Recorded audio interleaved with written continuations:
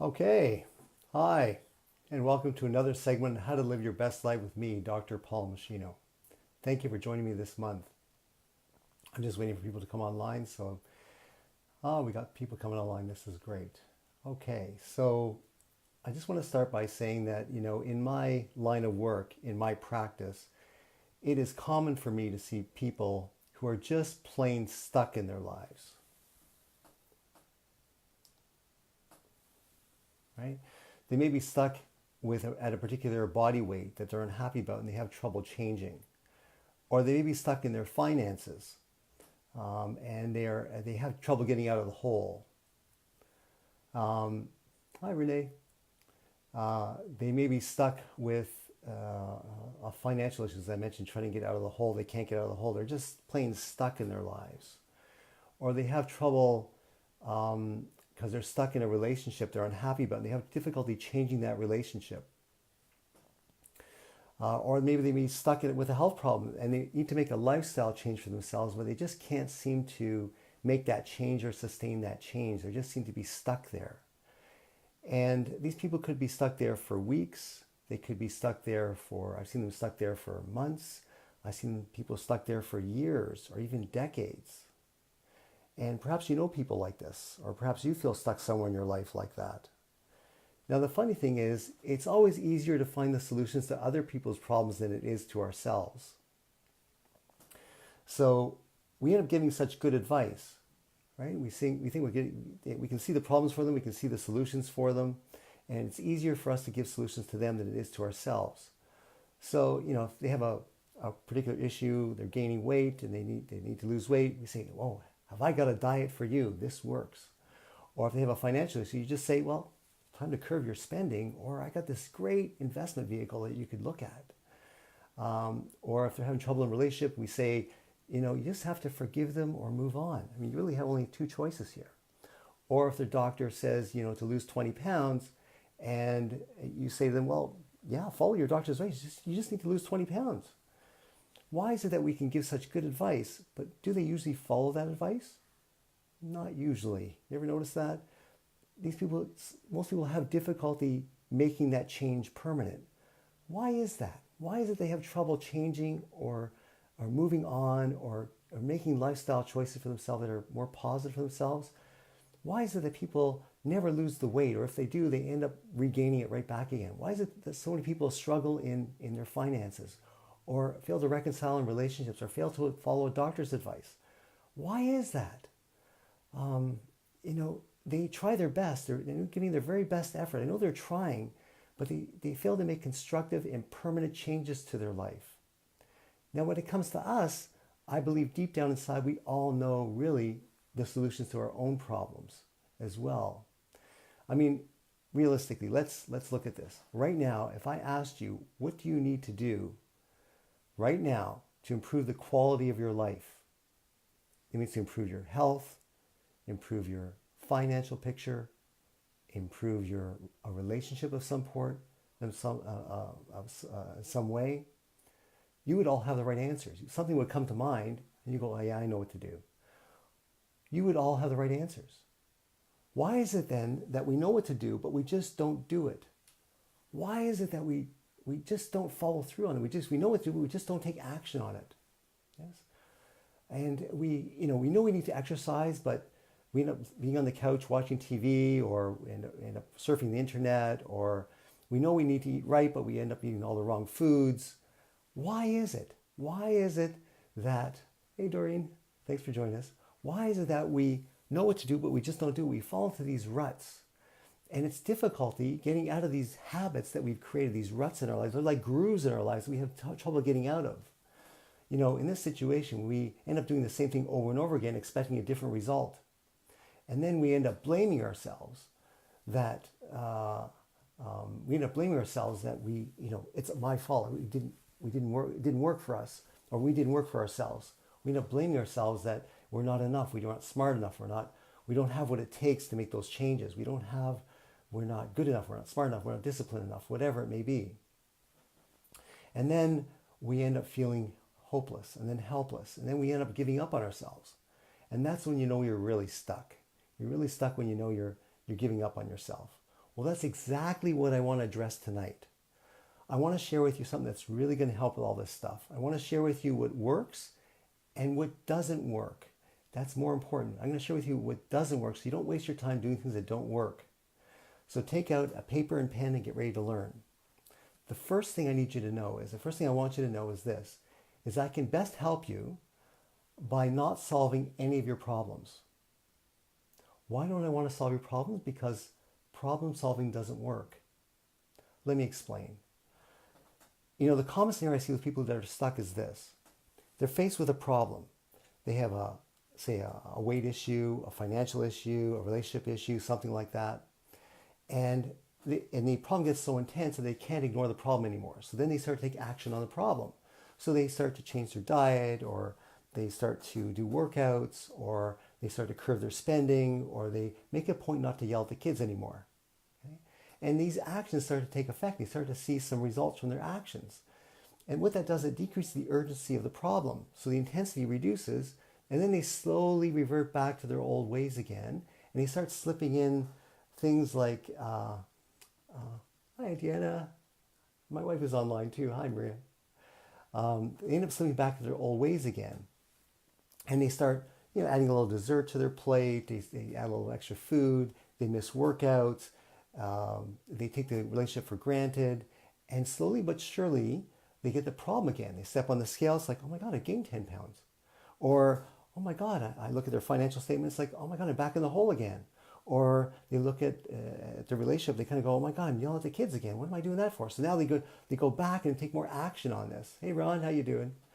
And so they take more action on the problem and to lessen the intensity of the problem again. But when they lessen the intensity, they start reverting back to their old ways again, and they end up right back where they started again with the same problem. In this way, their life keeps going around in circles, and their lives are like, they're filled with highs and lows, successes and failures. Hello, everybody. Thanks for joining me. So they're filled with highs and lows and these ups and downs, but they never really make any headway on the problem. They're right back where they started from. They have these circular results. And who can relate to this? I know I can. I've been there. Yeah, I've done that. I've had circular results in my life.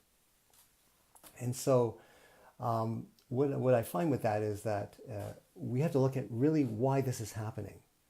And why this is happening is because when you problem solve and then you approach a problem with just problem solving, you base your actions based on the intensity of the problem. Once the intensity is reduced, then you take less action on it and you end up reverting back to your old ways of being again, and you get the problem again. So you have this circular result. And now I know not everyone's like this, but I know a lot of people, it happens to a lot of people, including myself. It's happened to me.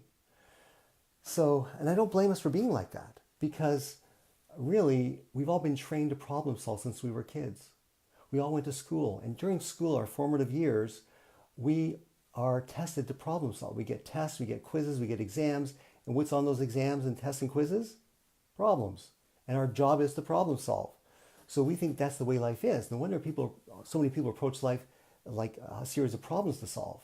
But the problem with that is you never create a permanent solution when you go about life problem solving. Now I know problem solving is an important skill to have, but it doesn't really pan out in the long run. It works in the short term, but it's not a good long-term strategy because it leads to these circular results. The other thing that doesn't work to create permanent changes to our lives is willpower. Willpower doesn't work, but it's the most common way that people think they need to make constructive changes to their life. That's the problem with it. So we just think that we got to muster up enough willpower to make the change. But the problem with that is it's like problem solving. No amount of willpower is going to sustain the change for very long. There'll be a time when you're tired. Your defenses are down. You've had a long day at the office. You get home. And then you just start reaching for things. You start putting in your mouth without even realizing what you're doing. And all of a sudden you're back snacking again on junk food. And you don't even realize it. You go, oh my God, here I'm doing it again. And then you're going to blame yourself. I don't have what it takes. I'm not good enough. I'm not smart enough. I'm not intelligent enough. I'm not strong enough. And you think it's your fault. Well, I got news for you. It's not your fault. The fault lies within the strategy that you're using with your problem. It's your approach to the problem that has the fault with it, not you. Okay? So if you're going to use willpower, using willpower alone will not sustain changes for very long. You're going to slip up eventually. It's just human nature. So That's not a good long-term strategy. Maybe a good short-term strategy, but not a good long-term strategy. Okay. The other thing that doesn't work is, and it's really regarding our pop psychology of today. The pop psychology of today states that says to us that we need to muster up enough positive mental attitude. If we had enough positive mental attitude, then we could sustain the changes. If we did enough positive affirmations, positive visualizations, we could sustain the changes. But the problem with that is, if you have to get yourself up and be positive every single moment of every single day, that in itself is exhausting, and it's really unsustainable. In fact, it's unrealistic. No one can be up every single day. Even, guys like Norman Vincent Peale and Zig Ziglar have down days. These are the gurus of positive mental attitude. They also have down days. So it's an unrealistic expectation of yourself to think that to be positive every day. It's just unreal. And therefore, it's not going to give you the results you're looking for, because there's going to be a time where you can't be positive all the time. So it's not going to sustain the changes for you. So it's not a good strategy to use. The other thing that doesn't work is internal threats. This is where you say to yourself things like, if I, stop doing that. If I just do this, you're an idiot. You should be doing that. You start creating this internal dialogue of chastising yourself or threatening yourself or beating yourself up. And you're giving yourself enough negative consequences, hoping that will be the drive to keep you sustaining the change that you're trying to make. I mean, what that's like. And so the question is, do you want to go about your life, living your life? Hey, Cirilla, you want to go about your life chastising yourself? Is that how you want to live your life? Really, I don't think so. That has a detrimental effect on your health. It's shown that on your immune system. It can suppress your immune system. It can lower your self-worth and your self-esteem. So I really don't recommend that as a strategy to use to create permanent changes for yourself. So these 4 strategies I just described, problem solving, utilizing willpower, creating a positive mental attitude, or doing internal threats to yourself, don't really work. In fact, I call them the 4 biggest mistakes that people make in trying to make constructive changes for themselves. They're the 4 biggest mistakes that people make. Now, they may work in the short term, as I mentioned, but they don't really pan out in the long run. You just don't pan out. The sad thing is that not only are they the 4 biggest mistakes that people make that try to make constructive changes to their life, but they're the most popular ways in which people try to make changes to their life. That's the sad thing. My heart breaks for these people because I know inevitably they're going to fail. It's inevitable in the system. That's just human nature. How do I know that? Because I've done that. I've failed, and I failed so miserably in so many ways. I know what it's like to beat my head against the wall and fail like that and try it. And I took courses and I did all this studying, creating positive mental attitude and all these visualizations and affirmations, trying to make these changes. And I found they're really unsustainable because I'd slip up. So then I did some research in this area, and I found out that there's a whole slew of research out there by authors such as Dan Buettner, Robert Fritz, that go through what actually works to create constructive and positive and permanent changes for yourself. And there's a whole number of steps to do here. But I want to share with you tonight one key step that you can utilize in your life right now that'll help you make constructive and permanent changes to your life. And I'd like to demonstrate this key step by asking you what you would do in each of these scenarios. And I think it'll be quite obvious once you hear the scenarios. So let's start. So let's say you want to get into shape. Would you make a point to promise yourself that right now that, hi everybody. Okay, everyone's coming online here. Natalia, hi Natalia.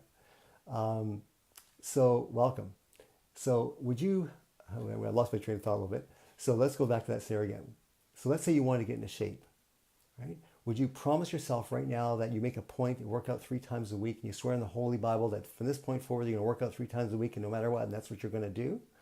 Or would you call up a personal trainer and schedule with him and pay him in advance to schedule yourself 3 times a week with a personal trainer, or hook up with a buddy who you can count on that's going to keep you accountable, and you schedule in your daytime or like an appointment schedule to work out 3 times a week?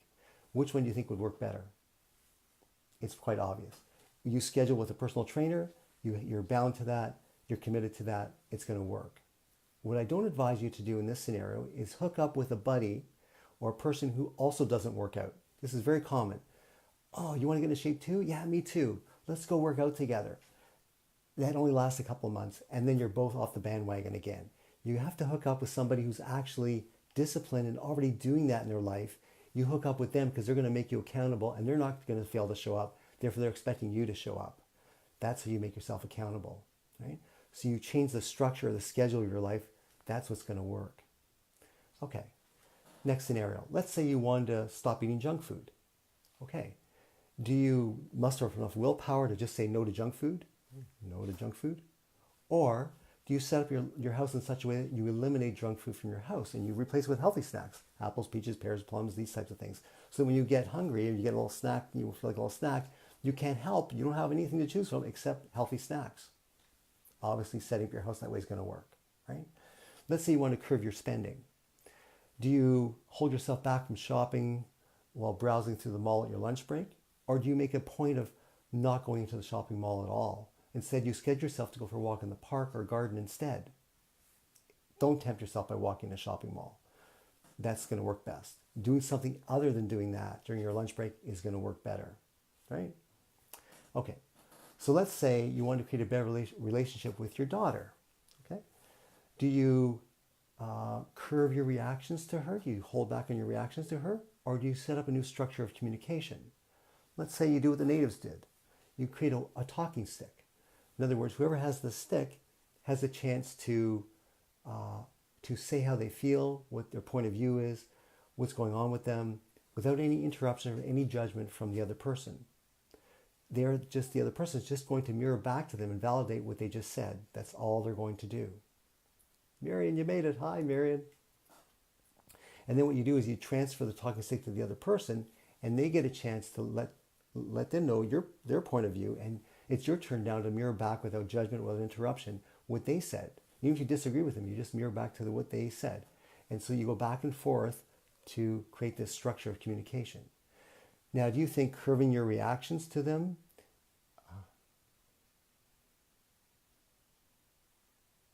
Oh, okay. Thank you. So, hey, Robin, how you doing? I'm just getting some feedback from some people who are having trouble with freezing of the screen and that type of thing. So I don't know what to do about that. I'm just going to continue. I'm not a technical expert here. But I was going to say, for those people who are listening, hopefully you can hear me quite well and you can see me and I'm not freezing up too much. But in this scenario where we're using the talking stick, do you think that's going to create a better source of communication? Hi, Marianne. How you doing? I don't know what else to do here except do that. Hopefully it doesn't freeze too much on everybody. Hopefully everyone can hear me okay. But I'm going to say in the case of the talking stick that I think that would be a better form of communication than trying to curb your reactions to your daughter. So in all of these scenarios, okay, so I'm not sure why that's clicking in and out of the internet. Don't know what to do about that, but I'm going to continue. Just to let you know that this video that I'm taking tonight will be actually posted on our Facebook page, so you can look at it again, and I'm sure the video will be clearer at that point. And I also have a YouTube channel that it will be posted on as well, so you can look at it on my YouTube channel called Dr. Paul Meschino. So that will still getting the message. Okay, so hopefully you can hear me. Can everyone understand what I just said? I don't know if everyone's.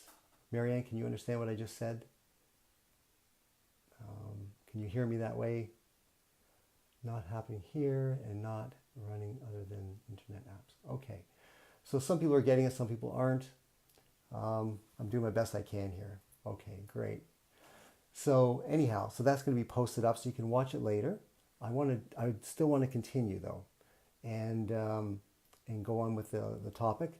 And so those people who are getting it, that's great. Those people who are having trouble, you can always watch it later and see it more thoroughly or more easily during that post at that time.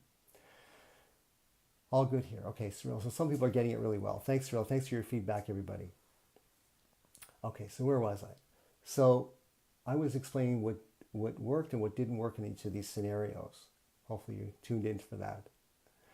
Okay, so what didn't work in all these scenarios is trying to change your behavior with a new behavior. Whenever you try to force yourself to behave in ways that are not natural for you, that not come natural to you, then it's going to be easier for you to not sustain the changes and to revert back to your old ways of being eventually. What did work in all these scenarios, if you looked at it, was changing the structure, changing your schedule, changing the setup, changing your timetable in a way that's conducive to the way you desire your life to go, your behavior to go. And then your behavior is going to naturally, once you have that structure in place, your behavior will naturally fit into that new structure. That's actually what worked. Think of it this way. I'm going to ask you this question. What determines the way pedestrians move through the city or walk through the city? The structure of the city. The way the city streets are laid out, the sidewalks, the paths. People's behavior in the cities and the way they maneuver through the cities, it's predetermined by the structure of the city. They're going to follow along the avenues that are laid out for them, right? It's the most easiest and natural way for them to follow. They wouldn't even have to think about it.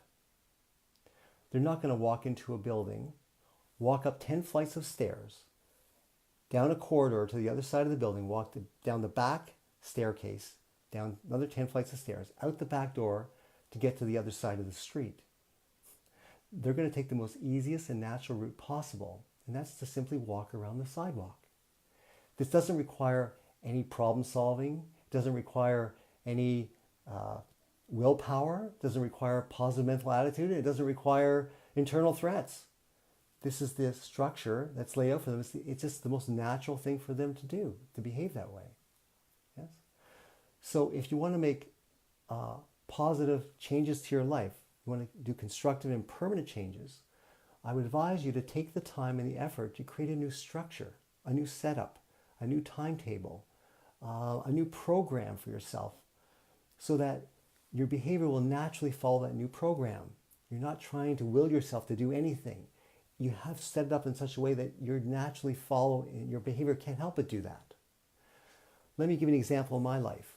Years ago, I fell into a rut, and maybe you can identify with this. I would come home from work, I'd be tired, I'd watch TV. I'd eat dinner first. Then I'd watch TV, and then I'd find myself eventually getting tired and going to sleep. But really, I was beating myself up because what I really wanted to do was read and research laws of nature, laws of human behavior. And I had all these books I wanted to read and research I wanted to do. And I was beating myself up because I wasn't doing what I said I wanted to do. And I thought, maybe I don't have what it takes. Maybe I'm not smart enough. Maybe I'm not strong enough. Maybe I'm not disciplined enough. And I was beating myself up. And I was thinking that, perhaps it wasn't truly what I wanted to do. Maybe I was fooling myself. That's not really what I wanted to do. Because here I was doing other things that I was doing instead of doing what I really wanted to do. Until I came across this research and understanding, I said, well, structure determines behavior. So what I did was, and what my wife and I did was, we were living in a condo, so we didn't have the cable connected to our TV. We disconnected the cable. And then when I got home from work and I ate, and then we just sit there and kind of go, okay, now what? There's no TV to watch. There's nothing else to do. I looked at my bookshelf and I went, oh, there's some books here I can read. So I take out a book, I started reading and researching. Day after day, week after week, month after month. I did that for 7 years. That's how I got to know all this information that I'm sharing with you. And I did that for 7 years until 9/11 happened. And then we decided to get cable because we wanted to keep abreast of what was happening in the world. But at that point, I had such a good habit of researching and reading and researching and all that kind of stuff, that having the TV didn't really make an impact on me. I was already in that groove. I watch TV once in a while, but really I was more into reading and researching, and I've been doing that ever since. And so that helped me, that one step helped me get me out of my rut, that one step, that one key step. Now there are other steps that I did as well, don't get me wrong. There are other steps that are important in the process. And I want to share that with you in upcoming videos, and I want to share that with you in upcoming Facebook posts. So stay tuned, okay? Stay tuned with me here. But I'm hoping that you, right now you'll understand what actually works, and more importantly, what doesn't work. Because when I see people who are stuck, they're stuck because they really think that they don't have what it takes. They think that they're to blame, that they're not good enough, or not strong enough, or not disciplined enough to make the changes. And I hope, hopefully by now, at the end of this video, you'll know that that's not true. That's just simply not true. Okay? So I advise you, and I recommend that you spend the time and effort and energy to create a new structure for your life, a new setup, a new schedule for yourself that's conducive to the behaviors which you want. Set that structure up and spend more time doing that than spend the time and effort trying to fix what you think you're deficient in, or that you feel you don't have. Spend the time doing that more than the time trying to fix yourself. It'll pay off in the long run for you, right? And when you do that, when you set up a new structure, I advise you to do a few things. One is I want you to think of all possibilities for yourself. Think outside the box. Be creative. Think outside the box. Disconnect the cable if you have to. Okay. Number two, get your spouse or your partner or your family or your friends on board with you with your new structure. Have a support system with you, so they're not going to defeat you. You want to have them with you, not against you. And the third thing is create contingency plans, because you're going to be tempted to go off the bandwagon. Okay, you're going to be tempted. So you have to have a contingency plan to keep yourself on track. And this is where those short-term strategies can be useful. You can use positive mental affirmations. You can use willpower. You can use thoughts and visualizations. You can use many different things to help you in the short term to keep you on track until you're back on your schedule again. So you deal with the temptations. You plan ahead. Those who plan ahead end up with successes. But if you don't plan, you really plan to fail. If you do this, if you set up that way, then I'm sure that you're going to, it can help you get you out of your ruts. It can help you get you unstuck. It can help get you moving in the direction which you desire. It's helped me in my life. It's helped many of my clients that I work with, and it's helped, and I'm sure it can help you too. It's helped many people. So at this point, are there any questions about what I just mentioned tonight? Any questions at all? We can go through. I'm just waiting for anybody to answer me. I want to. Hopefully my video is coming across clear. Any questions at all? I'm just waiting to see if anybody has any questions. Okay. Well, what I'd like to do is I want you to try this out, and I want you to share your success stories if you could, because if you share it on our Facebook page, then everyone gets the benefit from how to make constructive choices in their life, what actually works. And if you share your successes, it helps people do that. Also, if you need information, if you need to have some help, hi Nita, how you doing?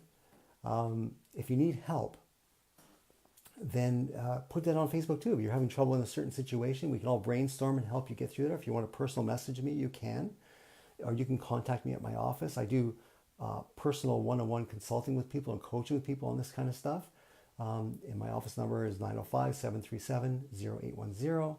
Or you can contact me through Facebook, personal message me, and I can give you the ideas of that, the logistics of that. And the last thing I want to say is that, as I mentioned previously, I do now have a YouTube channel, which is awesome. It's just called Dr. Paul Meschino, and where all our past videos of our Facebook Lives are there. So you can watch it on YouTube. It's probably easier to find. And I'll advise you that I'd ask you that when you view them, if you just like them, that would be great, or you can comment on them. Or if you do think they're valuable and you want to share them with people, by all means share them. I'd like to get the word out, so that'd be awesome. I'd appreciate that. And if there's no further questions or any comments that you have, then I want to take the time to say thank you for watching. And I can't wait to do this. I'll see you next November. We'll do it in November, and we'll do another one then. And thank you for watching. Thanks for joining me. It's been great having you on board. And until then, I'll just finish by saying live your best life. Dr. Paul Meschino, over and out. Thank you.